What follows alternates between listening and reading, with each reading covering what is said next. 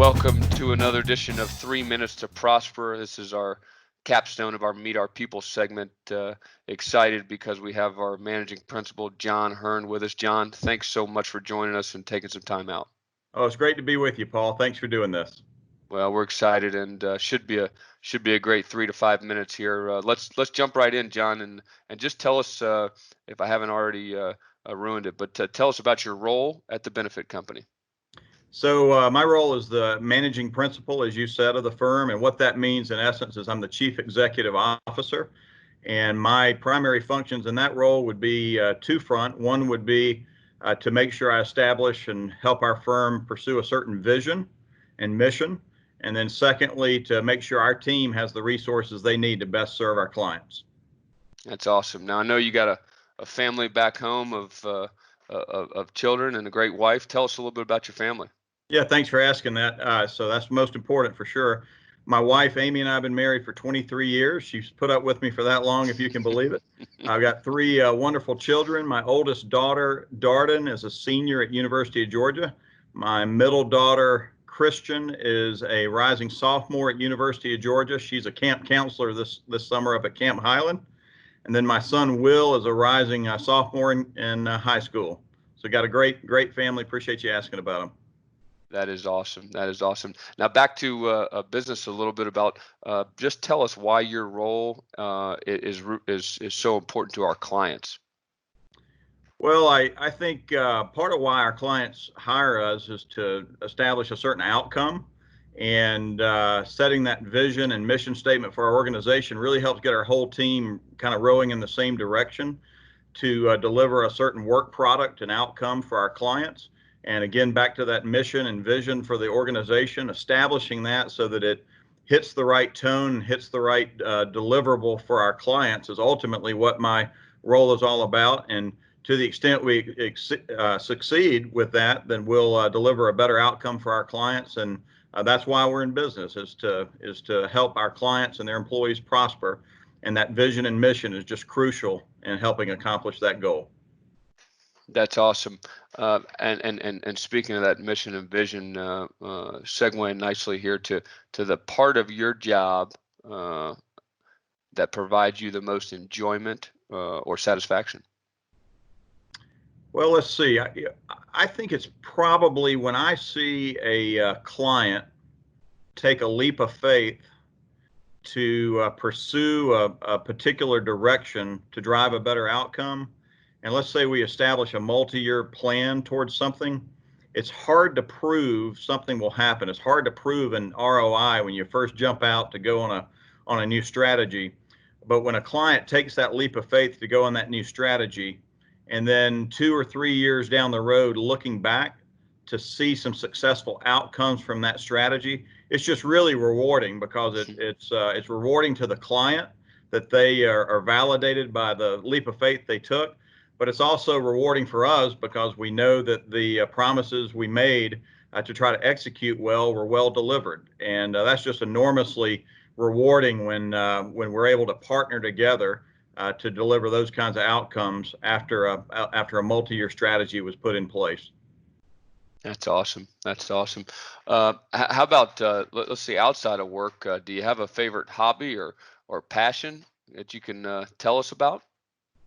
Well, I wouldn't say there's a favorite. I have no idle hands, that's for sure. I'm involved in a lot of different things, but during the work week, I'm heavily involved in the business, and on the weekend, it's primarily just whatever the family wants to do. So I try not to work a lot over the weekend and put most of my work hours during the work week.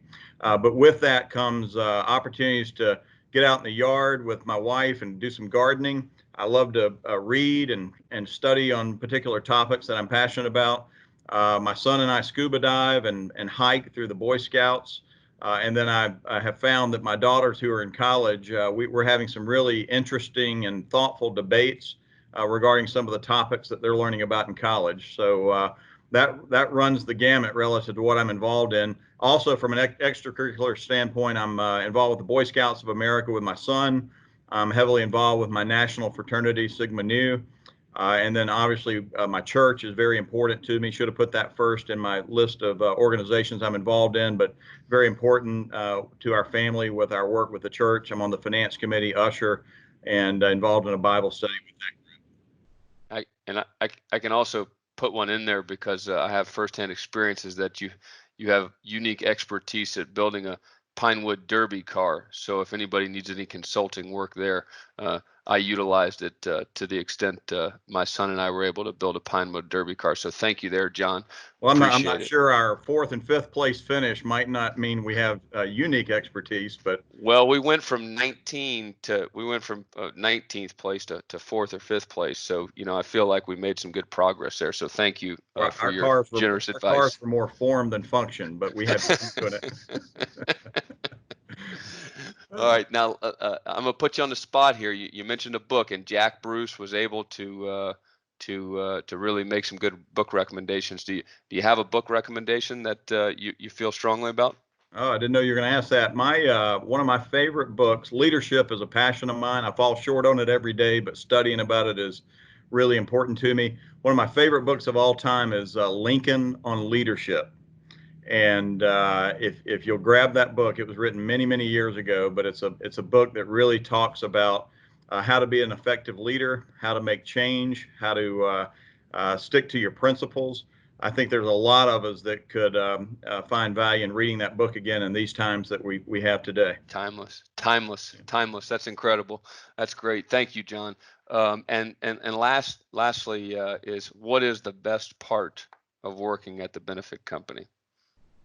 Oh, it seems trite to say, probably, Paul, but it's the people. Yep. I changed that. It's not the people, it's the team.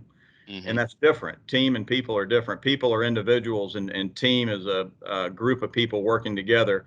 We've got some folks here that just set the example on their work ethic. They get after it for the clients. When we went into this virtual work environment with the COVID pandemic, to see the effort that they put into making sure we didn't miss a beat with our service to a client, the camaraderie that they have during the times of challenges that we've had the last 3 or 4 months, the sharing that's continued, just really a remarkable team that we have here. And it's hard to say this in an organization of our size, but we just don't have a weak link, and that's something I'm really proud of. And Faye McCorkle on our team gets a lot of credit for that, because she is established and keeps the team motivated. And I just couldn't be more proud to be associated with this group of folks. That's awesome. Was there anything else you'd like to add here as we're wrapping this thing up? Well, I think back to the book on Lincoln on Leadership, and I'm going to go there. This is an interesting time that our nation's dealing with, and I just think in the long arc of history, we just need to get back down to our principles. This country was founded on freedom and liberty and justice. And what's unique about that is our country was founded on principles that we've not always adhered to. The original sin of slavery was certainly antithetical to liberty and justice and freedom. But it wasn't because the principles were wrong. It was because we as a fallen human race fell short of those. And we've got to be honest with ourselves about those failures. And yet we've got to continue having civil discourse, because that's in the long arc of history. That's where we've always made improvement, is by having civil discourse. And I hope we can get back to that and have some deep conversations around our failures, and then look at how we can right some of the challenges that we've had in this country that are rightly being protested.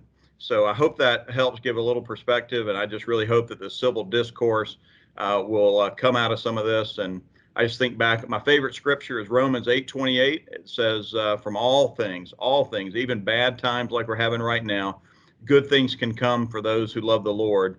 And I'm just really looking forward to seeing what kind of good our eternal Father makes out of some of these issues that we're dealing with in our country and our world. Well, that's outstanding. Thank you. And I can tell you, John, almost to a person doing all these interviews, that we have heard the best part of working at TBC is the people. And I can tell you it starts with you. So thank you for the opportunity to interview you. And also thank you for the opportunity from all of us here to work at the benefit company. So that's been John Hearn, 3 Minutes to Prosper, Meet Our People, and looking forward to seeing you guys next time. Talk to you Talk to you Thanks, soon. Paul. Thanks, Paul. Bye, John. Humbled by your comments.